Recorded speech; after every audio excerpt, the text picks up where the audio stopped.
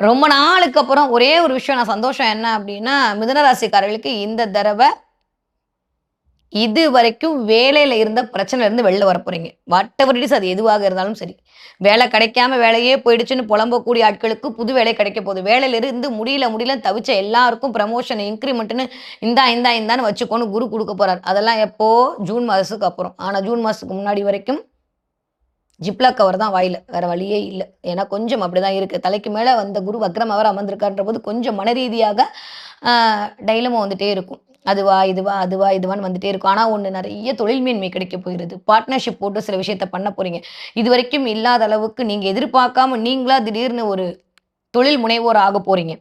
நான் இத எக்ஸ்பெக்ட் பண்ணவே இல்ல. ஆனா என்னுடைய சூழல் இப்படி ஆச்சுன்ற மாரி நெறைய பேருக்கு ஒரு டிரான்ஸ்ஃபர்மேஷன் கிடைக்க போகுது. ஒரு டிரான்சிட் கிடைக்க போகுது.